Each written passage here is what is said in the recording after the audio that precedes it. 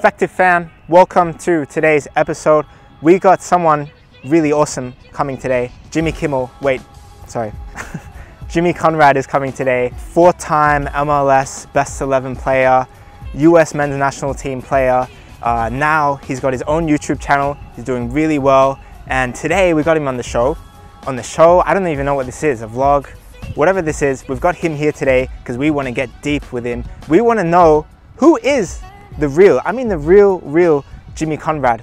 I've seen a lot of videos of you doing a lot of like entertaining stuff, FIFA videos, match predictions, etc. And I know you've been playing professional football, professional soccer for many years, but I think there's like a lot of value and knowledge and wisdom that you have which people don't know enough of yet. And that's why I reached out to you today to do some sort of, I don't know what you call it, it's a vlog, an interview, what do we call this, guys? Something. Interrogation. Whoa. I want to interrogate you. Some handcuffs involved or what?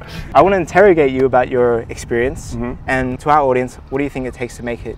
What do you think about that? Yeah, I'm in. Yeah. Because I do have a lot. I have a brain dump on everybody and I like brainwashing the next generation. So I'm here for you guys. So Jimmy, you showed an incredible level of skill in your career. I appreciate you saying that. Yeah, that header against Mexico. Yes, of course. Yeah. I don't let anybody forget that. The tackle against Messi. Yes.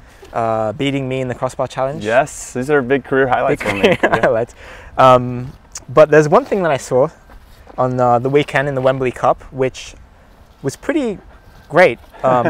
This. On the last shoulder of Jimmy Conrad, who shoulders it away like it's nothing.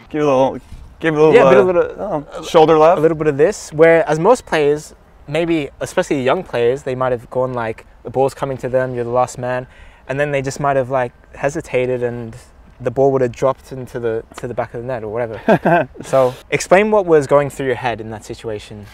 Yeah, I think more often than not, there is always one solution to every single play. Now, you might not pick the right solution, right? I might have headed the ball, could have gone out for a throw-in, or I could have missed it completely, and now I would have been a 1v1 with Jezza trying to like not give up a breakaway, whatever it may be. I chose a solution where I like to keep the ball, I like to keep possession. I was a math major in college, and if you're into math, there's always one solution. Yeah. And so I have this kind of brain where I like to figure out what's the easiest solution, what's the one that's going to let off the most amount of pressure. And that was the one. I had a guy in front of me, I think Jack Harrison maybe, who had or Robbie Savage, had some time on the ball if I could get it to him with some good pace on it. I went for the cheeky shoulder because the way Jezza was playing off of me, he didn't really seem like, and I think you can tell body language when you're playing against another opponent, it didn't seem like he really wanted to go for the header either. He was just trying to be difficult. So once he gave me a little bit of space, it was easier for me to pull off the cheeky shoulder. And that comes through experience, I guess. Right? It does, yeah. I mean, I guess the experience comes from, okay, if that doesn't come off, I already know what the danger is. Right. So if I miss it, well, I'm already in a position to try to get there first. And you have to know that if I do miss it, and I'm prepared to maybe miss it, then I'm going to be quicker to the ball than Jezza, who's maybe not anticipating me missing it. Does that make sense? Yeah. So he would have to react, whereas I already know that that's what's going to happen. Right. So I feel like even because Jezza was right here, and I went and did this and played it, and we got it simple when we turned around and kept them under pressure. But even if I had missed it, Jezza wasn't looking at the ball, so I still could have been in a position to win it either way. So I kind of had maybe 1 or 2 or 3 solutions, but in that one I went with the cheeky one. So in that game too, it's still kind of I won't say all-star game. It's kind of an American phrase there, but you know, you're taking it serious, but at the same time, there's not that much writing on the game, so you can get away with doing some moves. At the same time, though, there were like 40,000 people in Wembley that day. Yeah. Hundreds of thousands watching through the live stream, and millions that will watch the actual final video. Yeah. And they'll see that, but like, I think a lot of young players, especially the young players that are watching through Train Effective, and players in general, that's going to happen to them, and they're just going to get nervous. And that's why I want to ask you the question: how do you play with no fear? The fear of making a mistake, because I think that cripples, and that's crippled me in the past. But it cripples so many players of like playing. So yeah, I would say that the way you learn is through experience, right? So I've seen that play thousands of times, and I've made plenty of mistakes in that situation. And yeah, you get confident in that. the hardest thing I think to develop is that confidence. Even when we did the crossbar challenge, I shanked about 4 of those, but I didn't waver in my belief that I could do it. And that gave me the confidence to finally hit it. Had I after I put my head down after that one where I hit it on the ground, you know, I talked about it on camera, like, well, I still got to stay. It's the next play that's the most important play. I still have to have confidence in myself. And I hit it. And even though you were more consistent, I'm the one that actually finished the job and did it. Right? I mean, there's something to that, right? I appreciate your consistency, but you didn't actually achieve the task. So there's something to that. So I would say that as a player, and I coach as well, and one of the things that I tell my players is when you're on the ball, I just need you to make a decision. Get it, play it, move, whatever it is. But if you stay on the ball and like are uncertain and don't make a decision at all and you seem nervous, I actually can't help you as a coach because I don't know what you were thinking to do. Like if you make a decision and it's not the right decision, now you have something to work off of. Like, hey, that play didn't work in that instance. So more often than not, I try to pull off my players after they do something positive to say, hey, listen, that decision was excellent. With that situation and where you were on the field, that was exactly the right decision. And I want to reinforce that. Get some water and I'll put you back in. And so they know right away to put that in their frame of, you know, in their memory bank. That was the right thing. So when I'm in that situation again, that's exactly what I'm going to do. So it's just like, that's the tip to people watching. Don't be indecisive. Don't be indecisive. Make a decision. Just make a decision. Make a decision. Because then you'll learn. Like, oh, all right, I did that last time and it didn't work. Now next time I can do it. I mean, I played with Steven Gerrard in the Wembley Cup. The guy made, I don't know, 6 or 7 turnovers. But he's trying things. And by him trying, he now knows what he can get away with the next time, right? Because if somebody maybe overplayed his right foot, well, now he knows, okay, I can just take it to my left and try it there. But he's got to try those passes, even if they're turnovers, to understand how it's going to open up the next time. Whereas now the defender can think, oh, now I know Stevie G is going to do this. But Stevie G's got so much experience that he's like, all right, if you take that away, I'm going to go where you left me open the last time. Does that make sense? So you have to make these decisions to understand how the game is going to open. And you'll never know if you don't test it every once in a while. So there should be no fear in making decisions. Now, if you're trying cheeky stuff in the final third in your defending end, yeah, you probably get into some trouble, right? And I got into trouble a lot. I try like, my coach in Kansas City would be like, what are you doing with all those cheeky step overs and stuff? Because I still wanted to showcase my personality and what I was about. And he wanted me to play in a back 3 where I just mark the other forward. I just felt like a grunt. I'm just marking this guy the whole time like this, and that didn't do anything for me. That's not what excited me about the game. I wanted to play and showcase to people that I could play. And that was hard for me because I had to find that balance. There's moments in the game where I could do that, but there are moments where I just needed to do my job. And so you have to know your coach, you have to know the system you're playing, and there's a lot that factors into it.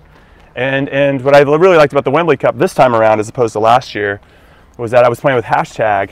And for these guys, this is the biggest game of their lives, playing in front of Wembley and 35,000 people or whatever it is.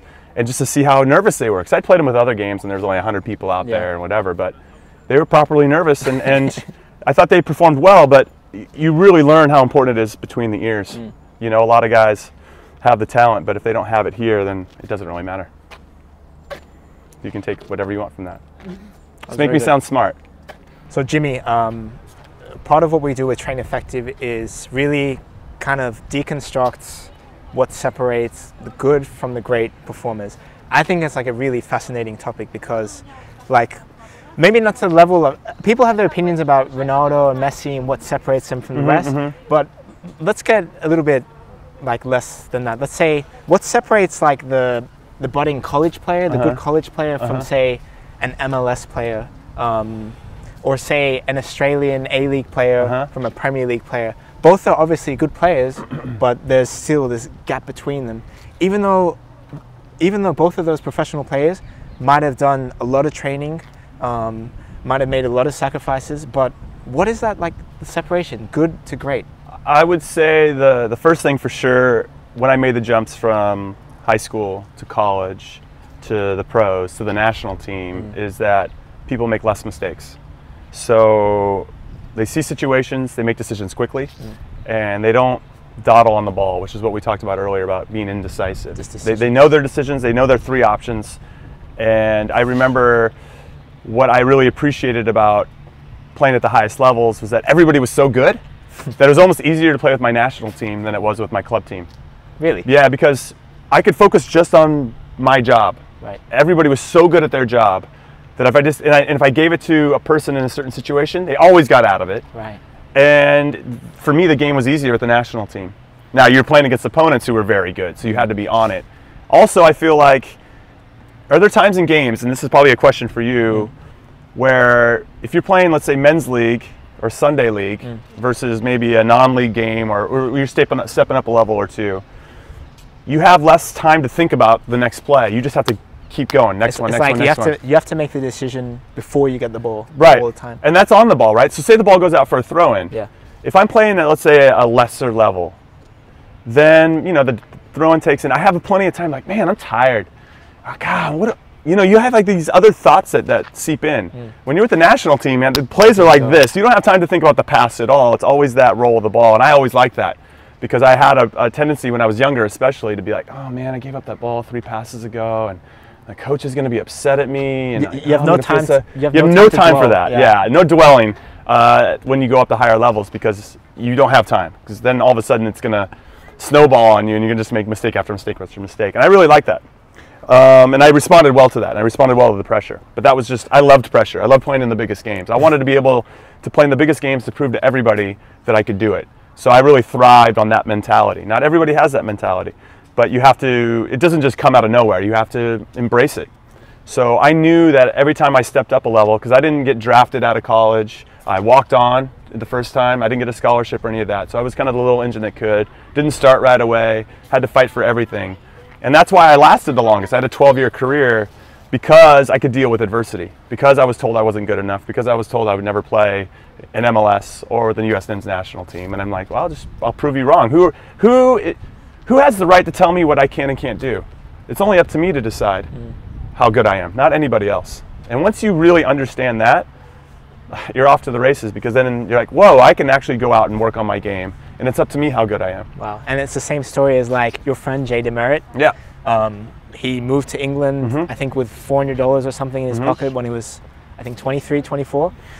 Which is really, really old. Yeah. To like try to break in, because more often than not, when you're trying to talk to clubs, they're like, oh, well, you're 18, you have a lot of potential. So, you know, they want to take a chance on you. But when you're 23 or 24, most clubs are like, Like most players are established, they've been playing professionally for years already. So his story is incredible. Jay DeMerit's crazy. He's the man. So Jay DeMerit, he started from non-league. If you don't know anything about him, Jay DeMerit, he started from non-league in England and kind of worked his way up until eventually he played for Watford, got into championship playoff final, and he scored, I think, the winner.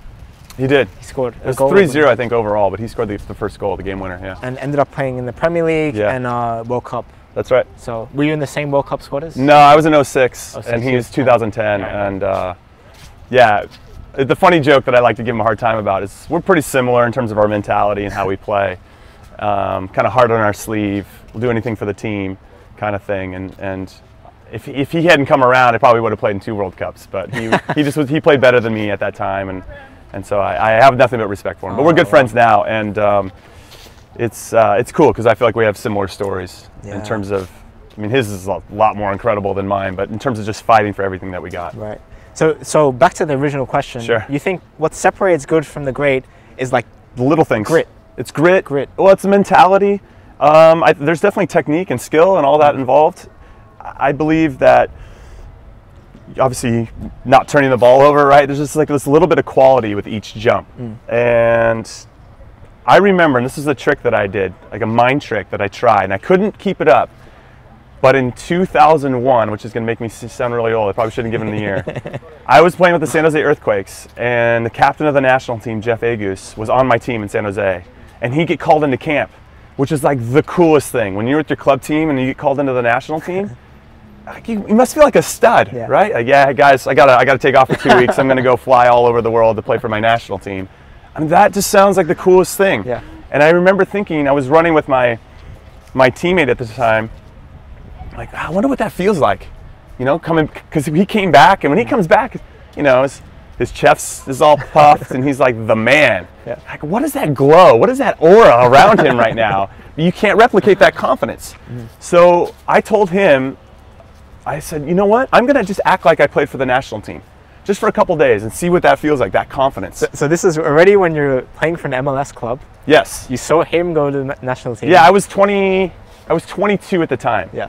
And we went on to win the MLS Cup that year. It's Right. the only time I ended up winning the league. We had a really good team. So once he came back, I gotta act like him. So for 3 straight days, I just acted like I played for the national team. And that, like, reshaping my mind to see what that confidence was like was incredible. I was doing like cheeky back heels. I was playing, laughing, having a good time. Like, I felt like I could do anything because I just embodied this confidence that I had never tried before. And at that point, I was really inconsistent in my confidence, right? I have a bad pass or a bad play. And what ends up happening is if you have a bad pass and you put your head down and everybody knows that you're disappointed about it, it reinforces what people think about you. So they're like, oh, well, yeah, he can't make that pass out wide, or he can't hit that big long ball, or whatever it is. But even though I continue to try it, if you mishit it, it just reinforces, especially if you put your head down. But then I started to learn too, so this is another mind trick I'm giving you. Jedi mind tricks. They're Jedi mind tricks. I love it. Was that anytime I made a mistake, because I knew that on TV you have to get used to the camera like being right on you if there's a mistake being made, you just got to be super confident afterwards. So what I would do is, if I made a mistake on the ball, I would either kind of point at somebody and just start talking, even though I wasn't really talking to anybody all the time. Okay, so you're on the pitch, and let's say you're the opponent. Yeah. And I don't know, I make a mistake and I pass it to you, and he goes off and scores. Yeah. And you're like, no. Well, yeah, I'll just try to I'll try to do something so that it would just take me out of my shell of, I immediately wanted to put my head down. Right. And feel sorry for myself. But instead, I wouldn't clap because that would kind of look almost too rah-rah, too cheery. Yeah. So I would try to just try to go talk to somebody about, hey, what could we do different? Even though it was nothing that person was doing, it was more for me to not have to put my head down. Right. So I had all these things. But back to the captain story. So 3 days, I did this, acting like I was with the national team. Yeah. And then I had one practice where I just kind of made a few mistakes. Yeah. And I just put my head down again. And I couldn't shake it. And all of a sudden, I couldn't regain that confidence until I finally got with the national team. wow. But I mean, you figure out ways to do it. So what I would do is I would watch Champions League games, and I would only watch the player in the position that I played in. I'd watch how many times he did a 1-touch pass, 2-touch pass, when he headed it, when he decided to play forward and when he didn't, based on the situation, how much pressure he had on him, when he played when he played across to the other center back, when he played the defensive midfielder, and I'd look to see kind of the positioning of the other team. And you realize these guys are all making decisions that you would probably make too, and they're not doing anything revolutionary. And I was watching, I think, Marcel Desailly for one game, and then Alessandro Nesta for a few games, and I would just write to see their decisions. And when you really just watch one player, it's not as complicated as it might look when you're watching the ball and all these things are happening, and it's incredible. And then also I would write down goals.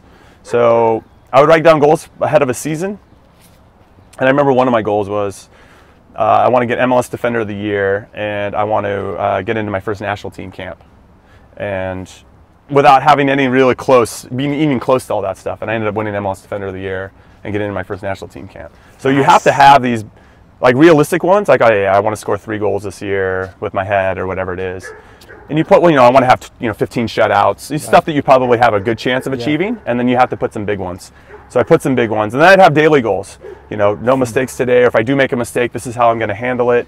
I was insane. I find sometimes now I'll look through boxes and I'll find all these note cards that I wrote to myself. Wow. To keep me, just because you have to keep it on track, because you're going to feel so bad about yourself sometimes, and you have to figure out a way to keep moving forward with learning from the past, but also letting it be an anchor. It's exactly what we preach. We do these things because we have we just had our first guest, Chatty, with this thing called the In Residence program. Effective. We got this guy from Sweden who wanted to stay in the Effective house. Okay. We got a house in London. Sweet. And we're writing goals for him. And something I did earlier as well was long term, where do I see myself in 10 years? And then 5 years, and then 1 year, and then month, and then daily. So it sounds like exactly what you did too. You have to have it. I think it helps kind of shape the direction you want to go in, and helps you focus where you want to go, and I don't know, kind of keeps that's micro and macro, it's the business terms, but You know, your short-term goals working towards your long-term goals. Wow. God, I can't even say that. Your short-term goals working towards your long-term goals. That's it. That's it. I got it. That's Spit awesome. it out. So I guess to recap with what separates good from great, you think it's little things. It's one, grit, just like going through those shitty times when it feels like nothing is happening and just sticking through it. Second is acting with more confidence. And third, just goal setting, constantly working towards like what is your actual vision, so it makes the day-to-day grind easier, I guess. That's in a nutshell, I guess, yeah? In a nutshell. There's a lot there. Yeah. But I think you're trying to gain advantages wherever you can. And as you get higher and higher up the food chain, as it were, everybody's pretty similar technique-wise. Everybody's pretty similar tactically. But what makes you a little bit different? How tough are you? And I think the guys that are the toughest mentally are the ones that end up sticking around the longest. Wow. Yeah. Great. That was perfect with the sun so coming in now. So Jimmy, I watched you interview the great Landon Donovan. Everton legend? Everton legend, US national team legend, Of course. captain, former captain. Yeah. And he's done some things. You guys were talking about 10,000 hours? 10,000 hours. All right, let's keep that rolling. You guys were talking about I remember the interview. Yeah. You remember because you did it. Yeah, I did it. The 10,000 hour rule. He said himself that he is a subscriber to the 10,000 hour rule. What are your thoughts on that? It's hard to argue against the 10,000 hour rule. The more you play with the ball, the better you're going to get. My only concern when people throw that around casually is that it needs to be 10 hours with purpose. So when you train, there's thought behind why you're training. So for me in particular, I wouldn't just go out to the park and play for 45 minutes a day and just like kind of half dribble and maybe I'll just try to shoot or whatever. I always had a plan. Like today I'm working on my left foot. The next day I'm working on two touch. The next day I'm working on long balls. The next day I'm working on, you know, trapping off to the side or whatever it may be. Or when I get getting the ball under control and then accelerating into space. Right. I had, always like I go tough. Big fan, I heard. Big Train Effective fan over there.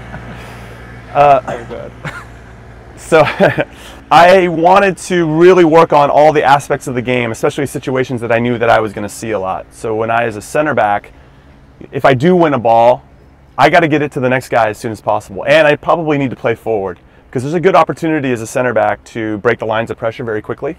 And if I can get that ball forward as fast as possible and into a spot or to the right foot of a player, not necessarily the right foot, but the foot away from the defender, it gives him an opportunity then to break the next line of pressure. So these little things matter, and I try to practice those little things as much as possible. So having really determined and purposeful training makes a big difference. And I'm always surprised, even with my audience, when they ask me similar questions, how they really didn't think about the structure of how they were training. They just go out there and run around for 30 minutes without really having a plan, and I think you have to have a plan because it keeps you focused. And one of the biggest things that I learned in my playing career, I was 15, and my club coach brought over the father of a player that played for the national team. And I only had one question. And the question I had was, how did he play for the national team? And he basically said, my son went out and trained every day by himself for 2 hours. Right. And that for me was a light bulb. Like, well, then it's up to me. Yeah. Like, I can do that. And then you realize you go out there and you train, like, whoa, I actually am not very good. Yeah. And that's a hard reality because you think in your head, oh, I can do all these things. But then when you go out there and actually try to train, Right. I couldn't juggle very well. I couldn't, my left foot, I usually just stood on it, you know, and then as I got better, FIFA gave me a 5-star weak foot, you know. Dreams are possible, everybody. Dreams are possible. I still can't believe they did that, but I'm happy that they did. Yeah. So there's these little things that you can work on, and I think having a plan is really important, especially stuff that's specific to your position, because I feel like everybody wants to be a playmaker now. Everybody watches highlights on YouTube, and it's all these top plays by all the guys, and there's just so much more subtlety to being a good player when you receive the ball and how you receive it when the pressure's coming at you. And I think there's a lost art right now of the little things. And if I can encourage anybody watching, it's just don't let those little things slide by. Yeah. You know, and there's a big emphasis on freestylers too, doing all these tricks. I never worked on tricks because I knew I would never do them in a Yeah, game. yeah. So why am I going to waste any time doing tricks? It's just my coaches would have killed me, even though I still tried to pull some off every once in a while, more step overs, but only because there was thought behind it. Like if I did this, then that would open up some space and I would look cool and all that. You got to lose that you got to find that balance. But yeah, the tricks didn't do anything for me. So when I go do stuff with freestylers now on YouTube, like people are like, hey, do that trick. I'm like, I don't do tricks, man. If you want to play, I can play. But if you want to do tricks, you got to go find somebody else. Right. Yeah, and that's 10,000 hour rule is something that I applied to myself. I was telling you my story, Jimmy. When I was 16, I started this blog. I wanted to become a professional footballer, but I had no connections, no experience. None of this academy. I never played at academy or anything. But I read Outliers, the book Malcolm Gladwell, Outliers, which talked in depth about the 10,000 hour rule. You do 10,000 hours of deliberate practice, and deliberate practice. Deliberate practice is very key.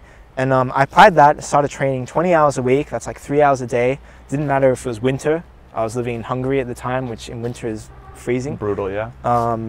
But I'd find every way to try and train, whether it was before school, after school, in the basketball gym, on a squash court. That's great. In like a dance hall. I assume you improved. No. No? No, I did. I was like, well, video's over. We're done. Yeah. I'm disappointed in this video. I did that and I ended up training with, long story short, I had a lot of downs, but I focused on that training and I went from strength to strength to strength. I went from, my first trial was with AFC Wimbledon, who back then were not even, I think 8th tier, 7th tier still. And I trained with like their under 17 side and I failed that.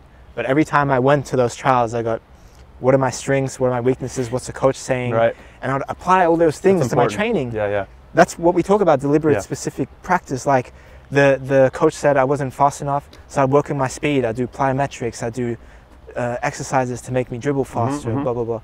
And I do these things, and then I actually started training with the national team in Australia. Trained with the national team, under 20s. They were going to the World Cup that year. And then I didn't make it, but I keep getting this feedback until one day I was offered a contract to play professionally in Hungary, actually. It's a great story. And then, so that's why I fundamentally believe in this 10,000 hour rule. But I also fundamentally believe in the power of like this deliberate practice and not just going out like the fun thing that we did today with the crossbar challenge. That's cool. Maybe if you need to work on your long pass technique or whatever, but you can't be doing that for 3 hours a day and expect to be like, become a professional or whatever, right?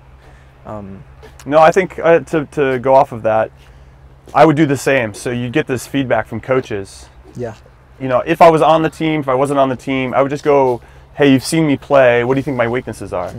And then they would lay out, hey, well, you're not very good at this, this, and this. And then I would make sure that they could never say that was a weakness again the next time I saw them. And so that was, it's good because it focuses you. Yeah. If you want to know exactly what you should go work on, just go ask somebody that's seen you play a few times. The motto is like, and just be okay with whatever they say, because it's probably going to hurt when they tell you that you're not good at something. it's like the motto is like, make your weaknesses your strengths and your strengths like second nature, like right. Just That's boom. it. Yeah.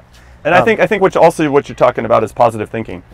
You have to visualize yourself being able to do it. Yes. In my goal against Mexico, I had a crazy visualization about me scoring the night before. Really? In that same goal, because the beauty. Wait, have you talked about this before? No, I don't think I have. Exclusive. But the beauty of, or I don't know if I've talked about it on camera, but the beauty of visualization is that muscle memory, or of you seeing yourself actually do it, is incredible. Now, the day before, we get to train in the stadium before a big match. So we had gone through some set pieces and I missed one during practice. I had a clear header, almost in the same exact spot, and I just went wide. But I was feeling like, I got myself in a good spot.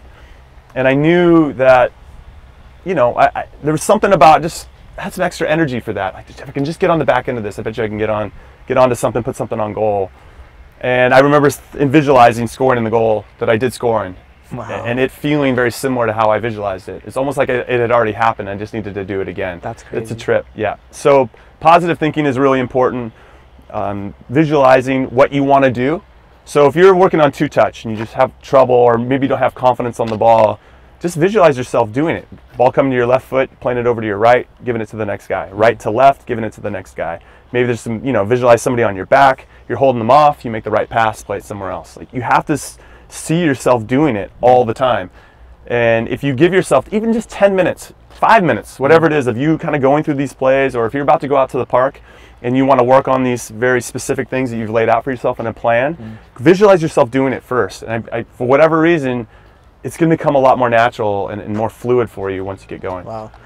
Some deep insights here, but it's like, it's such a psychological thing. It is. I was talking to one player who said, an interviewer asked him like, how many hours do you work on football a day? And I think he said 24/7, because it's such a mental thing. Like, you're thinking about what you're going to do before practice or a game, what you're going to, and then there's an actual component of doing it, the training or the game, and then you're thinking about the mistakes you made, or if you're a really positive thinker, the good things that you did, and flushing those mistakes away. So I would say that there's something healthy about having some balance in your life. So there's a time and place for this, maybe let's say 18 hours of the day, but make sure that you give the other 6 hours, 8 hours.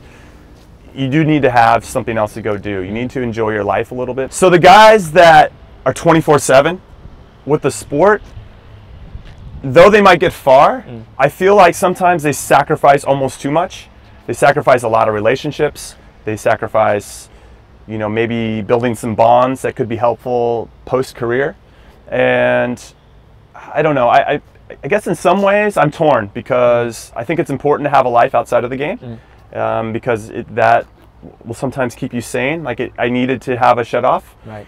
If I was brewing about a bad play, like I needed to get over that pretty quickly. Now that doesn't mean you should be doing alcohol and drugs, but it does mean like going to play video games with your friends, or maybe playing a different sport, going ping pong. I love ping pong, bowling, or it's just something a little bit different to kind of break you out of that routine. But that's something that everybody will glom onto differently. Like you're going to have a different way to decompress as opposed to me. It's just finding something, kind of an outlet to do something else. And so for me, I used to write for Sports Illustrated and ESPN as a player. I used to have my own radio show, so I was already kind of dabbling in the media world a bit, which is why my transition to media hasn't been all that hard. Right. I just feel like you need a little bit of that, and so I would encourage having something to get you out of that. But I'm really fascinated by this topic because, like, did you ever feel like the radio stuff and the writing stuff took over football? That's a good question. So it did become a distraction, only because coaches were like, we don't like that. Right. And once the coaches made me aware that they didn't like it, that's when I started to get hypersensitive about it. Before, it didn't impact me at all. I was like, yeah, this is just something I do. I get to show off my personality in a way that I don't normally do. And I didn't think it was a distraction, and it didn't bother my teammates. And everybody was cool with it. But once the coaches said, hey, we kind of have an issue with it, which I think was more their ego than anything I was doing, that made me really self-conscious. And like, oh, well, now if I say this, my coach is going to be pissed. And so I didn't really want to do it anymore. And I do think in some ways, as I got older and as I accomplished everything, and this is like another layer to it, when I got to the World Cup and played and held my own, I was really proud of myself. Like I had done everything that I ever wanted to do. I got to play in a World Cup and hold my own against some of the best players in the world. I didn't have anything left to prove. And when I came back from the World Cup, I was a little bit depressed because I didn't know what was next. Right. I had planned out my everything. I had proved everybody wrong, and I proved myself right. Yes. Yeah, it was an amazing feeling, a huge accomplishment. When I got home, I was like, well, now what? Yeah. Am I going to do this all over again for 4 years? Or what do I do now? And I went from being the guy or the underdog that nobody thought could do it, proved everybody wrong. Everybody's like, oh, dude, you're great. Yeah. Everybody now is on my side, and now I'm the guy that everybody needs to catch.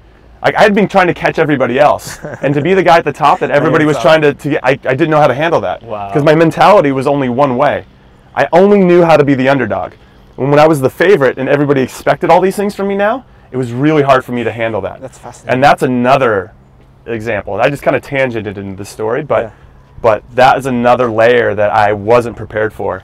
And I don't think I handled it very well at all. And my career post-World Cup was a little bit more of a steady decline. My whole career was up, and I got to the peak, and then it just, I probably stayed there for a little bit, and then I started to drop off. Wow.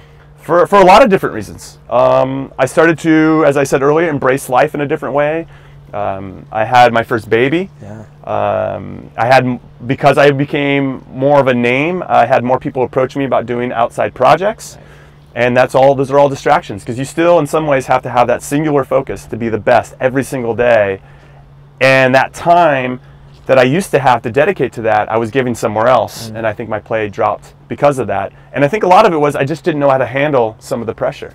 This is me looking back. Now at the time I thought I had it all figured out, but when I look back on it now, I didn't have it all figured out at all. But I think that's not just you, right? Like a lot of players or athletes or even entrepreneurs or whatever, they get to this situation where they like kind of reach the top, they're not sure what to do. Like a lot of players have gone through this, like Torres, I don't know. No, yeah. Torres, right?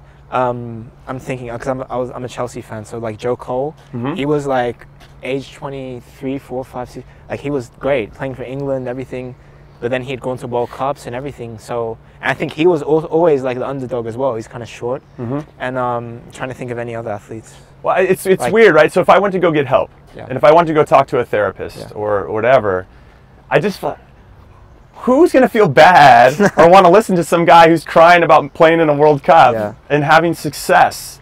But I feel like everybody in your normal life has probably dealt with some failure. So they have some advice for you on that.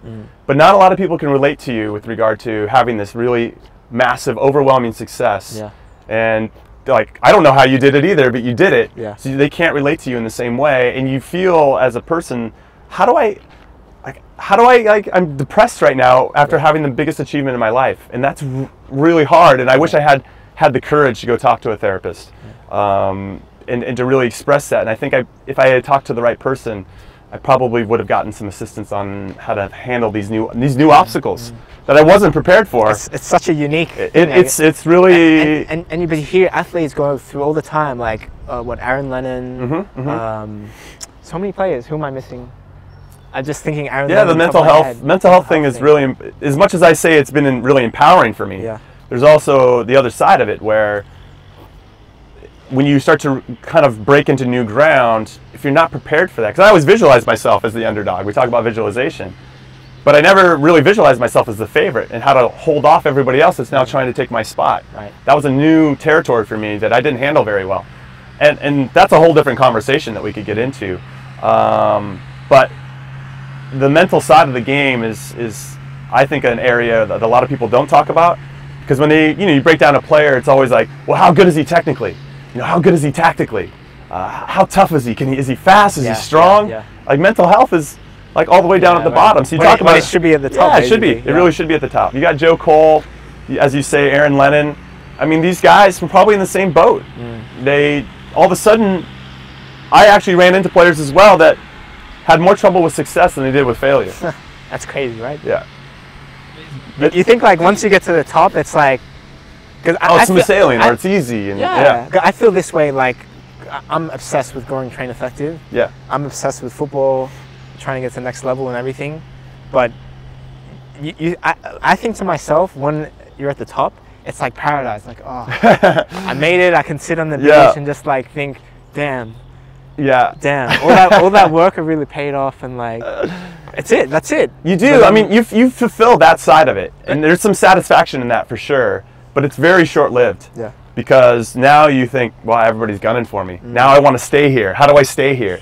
And you don't know how to stay there, and you see it in so many different ways. I mean, there's some guys that can handle it, and the guys that did, let's say LeBron James, to go take it to another sport. I mean, the guy's super talented, really smart. But he still had to maintain a certain level, and I think what he did, where I maybe backed off from that a little bit, and you can see it from other players too, you have to keep pushing every single day. You have to, as simple as it sounds, you have to try to get better every single day. And if you continue to stay on that course, you're gonna reach heights you've never been able to reach before. So Jimmy, I know you had a lot of struggles in your career. I know that you slept on floors. I know you had these struggles with UCLA getting into there.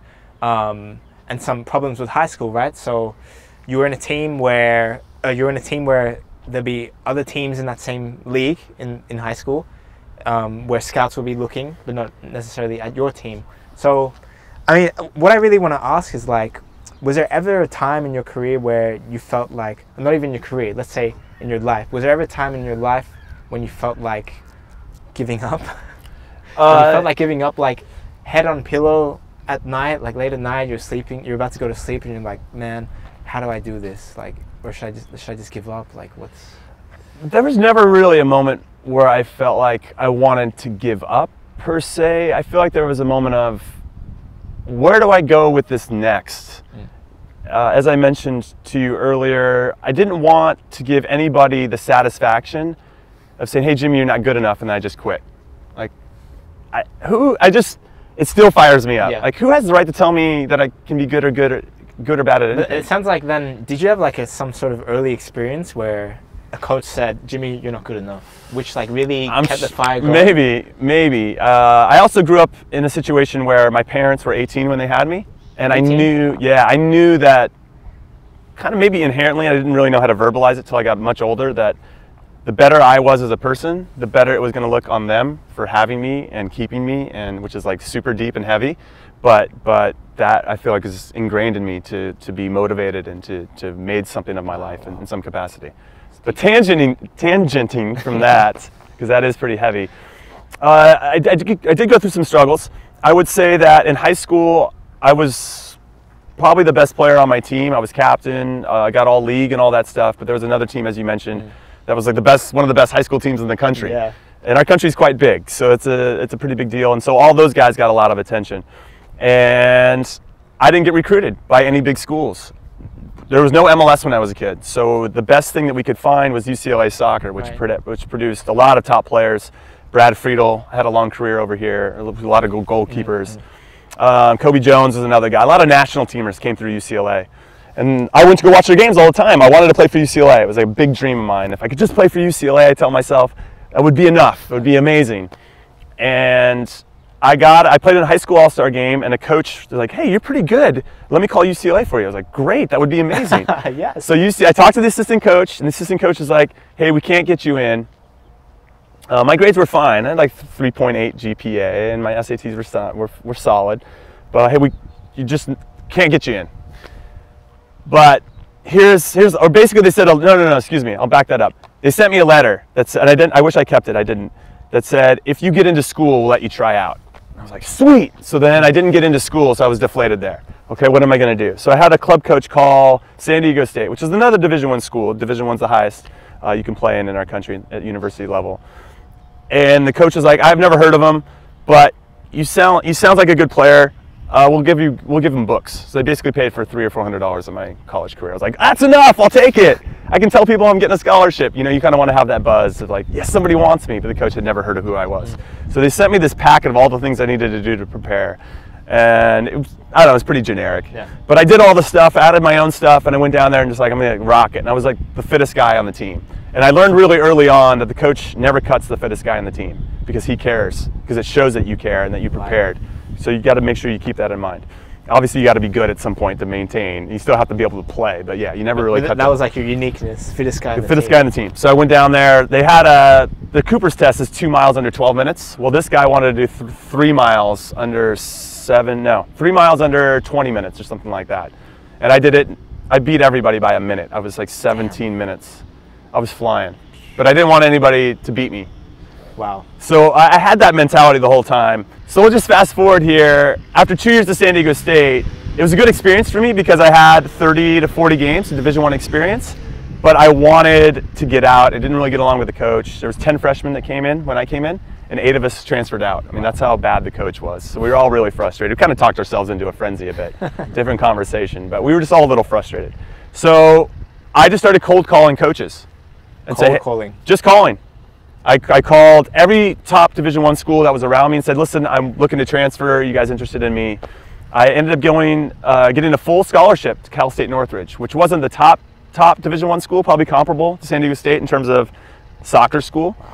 And then all of a sudden, out of the blue, I called UCLA. UCLA's like, maybe we can get you into school. You know, we can't give you any money, and we'll only give you 1 week to try out. Oh my God. And I was like, in my head, I was like, I'm in. 100% I'm in.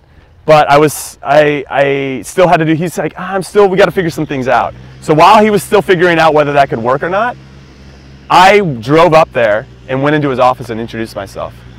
Just so he could see who I was a real person, my size, and maybe that would make a difference. So yeah, I did a lot of crazy stuff, but I feel like you had to have that confidence to go in there and do that. And I don't know if it made a difference or not. Maybe he could tell you otherwise, the coach, who Ended up coaching the Seattle Sounders for a long time, won a bunch of MLS Cups, and has had a great coaching career. He's now coach of the Galaxy again. This is his second stint with the club. But I feel like it made a difference. And he ended up getting me into school. I took it. I left all the money at Cal State Northridge. I'm like, I'm going to make the team. After a week, I'm going to prove it. I made the team. I was the first walk-on to start since Kobe Jones. I played actually pretty sparingly over the next 2 years, and I was pretty bummed about it. Yeah. But 5 minutes into the first playoff game of my senior year, the guy that was in front of me tore his knee. So I played the rest of the way. We won the national championship, and I'm like, all right, I'm going to get into MLS for sure. MLS has started. You know, we won the national championship with the best team in the country, and the other 4 seniors on the team got drafted, and I didn't. And I had to make a decision right then about what I was going to do. But did you, like, at this point, were you like, man, like maybe soccer isn't for me, or like maybe I should do, what were you studying at the time? Mathematics. Like maybe I should do something with math, like I don't know, engineering or something. Yeah, there was a time that crossed my mind, but I knew that I wasn't going to get my youth back, and school would always be there for me. Right. So I wanted to at least give it a shot. And just dive in with both feet 100%. Right. And if it didn't work out, or if I felt like, you know, this isn't going exactly the way I want it to, or I'm not seeing enough incremental growth. Right. It's one thing if you go and you go to 10 tryouts and you get cut from all 10, and you're not learning anything from that, and it just seems like you're hearing the same things over and over. But I wasn't. I felt like I was, okay, if I got cut or if something wasn't working, I'd get a little bit something, and then I'd go to the next one, similar to you. Just a little bit. And you get a little bit. And that was enough to keep me going. And like, there's something here, and I think I can do it if I just stick with it. That's a great thing, actually, like touching upon, that's the process. It's just a process. Like, everyone's going to go through this. They're all going to go through rejections. Rejections are going to test how much you really want something. But it's like, you just keep going, you keep learning, and don't get down about it almost. It's like, it's just the struggle. It's just going to be part of it. So one of my favorite years, if I look back on my career, was after I didn't get drafted.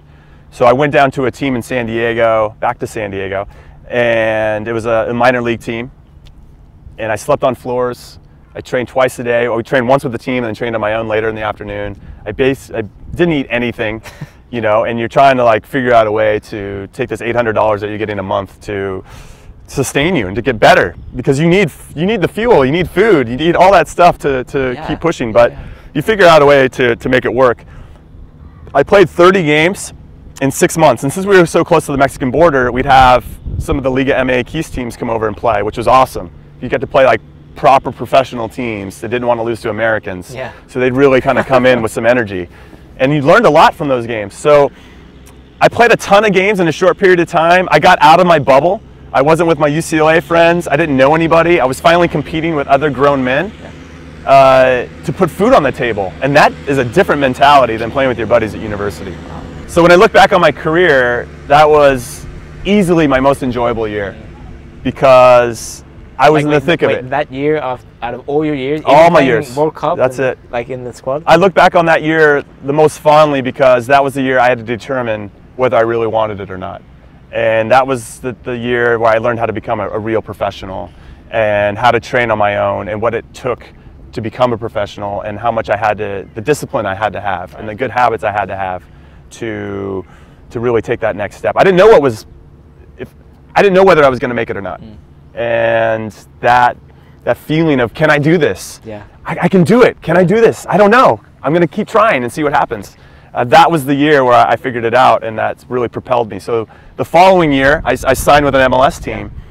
And I think when I look back, had I gone to MLS right away, I would have sat the bench. But instead, I played 6 months and learned how to become a pro. You really learned everything. I learned everything I needed in those 6 months. I didn't have any story. I didn't have like any baggage with my old coach or anybody holding me back. It was just me versus me. Wow. And I figured out a way Maybe to that's why your succeed. story, like, it works so much, and you and Jay's and everything, because maybe some players get the success too quick, but they don't really learn how to. They're learning already at the top, when it's better to go through this like bottom curve first, and then that's amazing. Yep. Yeah, the So bottom curve. everything happens for a reason, I guess, in the end. That's it. Yeah.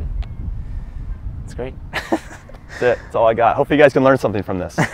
I'm hopeful. All right, Jimmy, now, the effective fam has some questions. Feeling the heat now. Feeling the heat?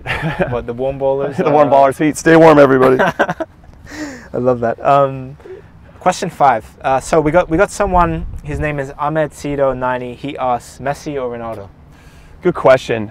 I would say that Messi is blessed with more natural talent. I think the game becomes really easy for him, and he sees things so quickly. Now, I had the opportunity to play against Messi in the Copa America. You tackled him, yes? I did tackle him. Clean tackle. He doesn't get tackled he doesn't get clean tackled very often. So that's a pat on the back, feather in the cap for me. And I have a picture of it, which is great. But there's something about Ronaldo that I don't think he gets enough credit for. The guy works extremely hard, and he works so hard to maintain that status and to keep pushing. So I feel like more people should relate to his story as opposed to Messi's. But there's something about Messi who's so gifted and talented that you're drawn to him because he can do so many things. Wizard. Yeah, he is. He's incredible. He's the better player, but it's almost like I have more respect for Ronaldo because of the path that he had to take to maintain his greatness. All right, next question I got, number 6. So Hashir Khan asks, Hashir, why don't you just come and ask a question? You give me the camera. All right, sit here in the middle. Uh-oh. Now I'm really on the spot. Jimmy? How's it going? Nick? Yeah? What's your question, Hash? Question. What's the biggest difference in the MLS from when you played versus now? I would say the quality's improved to a certain extent because when I played, especially when I first got started, there were only 10 teams in the league and there were only 18 roster spots. So that made it really difficult to get in. And the quality in the team was better. Now you have 22 teams and there's 25 spots. So in some ways the quality's been diluted a bit. The team that was really good when I was younger was DC United, and they had 8 national teamers in their starting 11. Now I think you'd be hard pressed to find any team in MLS that has 8 national teams starting in their starting 11. So that's changing because I think our academy system's getting a lot better. But there are times where I feel like I think I could slot back in there and be okay. I could hold my own. but it's only I think that's only going to last for a few more years until our academy systems really start to pump out some really high quality kids. One in particular, Eric Palmer Brown, who's with Sporting Kansas City, my former club. He just signed with Manchester City. So, he's just one example, I think, it's a big jump. He was at Porto for a little while on loan, and now he's back, and they sold him to Man City, or he left, his contract was up. So that's just one story I think that we're going to hear a lot about, very similar moving forward, and that's just a good thing. That's evidence of the kids that we'll be producing. Yeah, cool. Yeah, it's a good question. All right, carry on. Yeah. Thanks, Hash. Gonna slide here again. All right. So Jay Osborne asks, what is the biggest milestone you have made in your life? And biggest what? What? The biggest milestone. What's that? Milestone. Milestone. Sorry. Not mile time. Milestone. Okay. That you made in your life, and what made you strive to achieve your goal? I think the obvious milestone for me is playing in the World Cup. When I got named to the team, I was buzzing. This is the most incredible feeling. Wait, how did you find out about getting in the team? So the coach, the national team coach, was Bruce Arena, who's actually the current national team coach again. He went on SportsCenter, which is a big show, and named the team there. ESPN. ESPN. It didn't even let anybody know. Really? Which was crazy. He just said it on the ESPN? Yeah, I just said on ESPN, and I mean, I had a good feeling, but I didn't get tipped off or anything. And I got named, and it's incredible. And my wife and I went and had a great dinner, and we just couldn't believe it. We were just in awe of the whole thing. What's crazy though is you get over that we get named, and then you have about 3 weeks of playing with your club until you go into that month-long pre-World Cup camp. And you don't want to get hurt in those 3 weeks. You're kind of like just playing it cool. And then in that month-long camp, you're killing yourself. And by the end of that camp, you're like, God, you know what? Making the World Cup team's cool, but getting to play in the World Cup would be something different. And so I got to play against Italy and Ghana. It was a really cool experience. And to be able to say that I held my own in a World Cup is something I'm really proud of. So that would be my biggest milestone. And then striving to my goal, I mean, as much as I always thought that I could play in a World Cup, it was so far-reaching. I don't know. I mean, I had to have those little goals along the way. Yeah. You can't just say I want to play in a. I mean, you can say that you want to play in a World Cup, but you have to have those smaller, more attainable goals. And then all of a sudden you get to a point where the next step is the World Cup, and that's what happened for me. And And I can't even believe that I did it sometimes. I think this is crazy. It's crazy. It's like we're talking about somebody else. Jada Merritt. Great. Bonus question. Bonus question. All right. Jimmy, we've been talking for a while now. Insight is like 10 out of 10, 11 out of 10 right now. I want to ask you the last question. It's a bonus question. Okay. I haven't told you yet. What is your biggest struggle right now? Right now? Yeah. Oh, wow. Yeah, you've had all these like success in your career, everything. Wow. Got the YouTube going. What's your biggest struggle right now? I would say having some direction as to what I want to do. You know, when I was a player. Let's keep going. No. Come on, man. I've got like going deep here. As a player, I think it was pretty clear what you were trying to aspire to. I want to get to the national team. I want to play for my country. I want to play in a World Cup. What I do now, it's really hard to know where to push. I'm on YouTube. Yeah, I want to get to 1 million subscribers, but what does that really mean, and how am I doing it? I want to make content that is engaging. I want to make content that is meaningful, and I want to make content that makes a difference. And so, not all my content does that, but I want people to know that it's made with love, that there's thought behind it, and I feel like that was the same type of person I was when I was a player. That there's thought behind what I'm doing, and I love what I'm doing, and I'm giving it everything that I have. So there are a lot of similarities to my playing career. The hard part is I don't really know where I'm going with it because I have a really strong pull to coach. I want to, yeah, I do. I want to coach.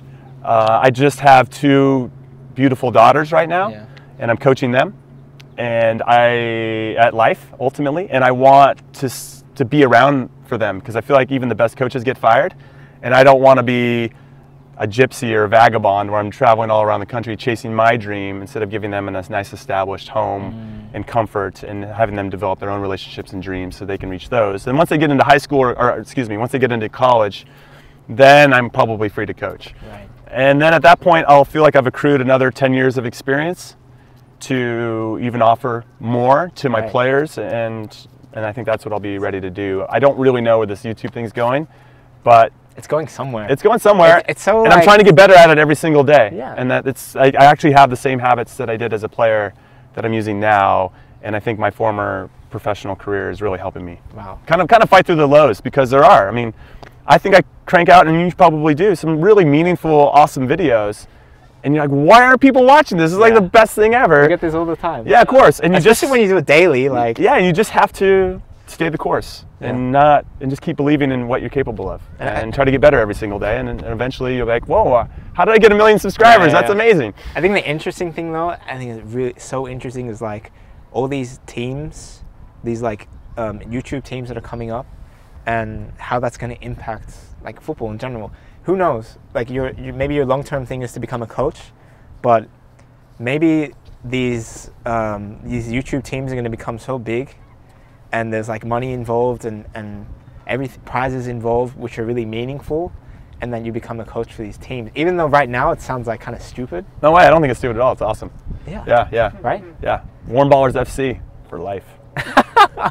His own team. Yeah, that's it. I'm just going to own it and coach it. Are we going to play like Effective FC versus Warm Ballers? That'd be awesome. Yeah.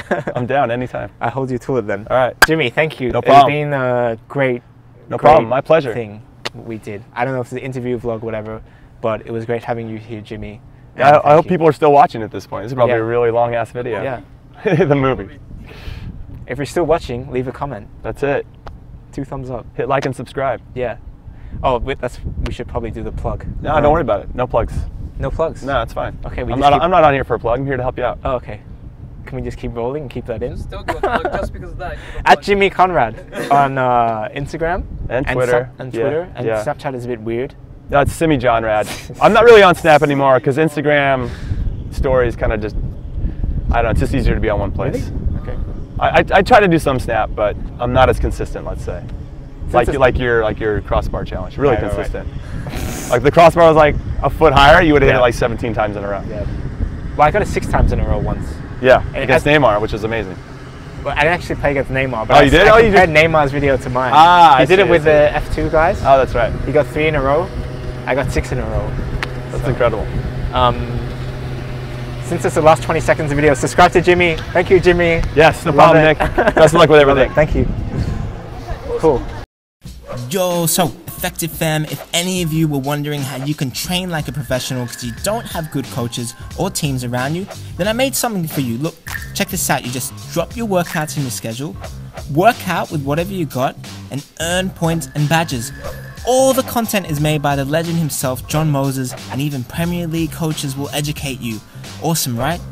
Thousands of players from over 45 different countries have used it to get to the next level. And guys, if you've ever dreamt of living with us in London, England, here's your chance. If you're between the ages of 15 and 25, we've got spots open for our in-residence program for 2017 and 18.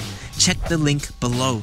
And if you want to see more content from me, here's my channel, Nick Humphreys. Subscribe, hit it. And of course, subscribe to the Train Effective channel. We got new content daily. Peace.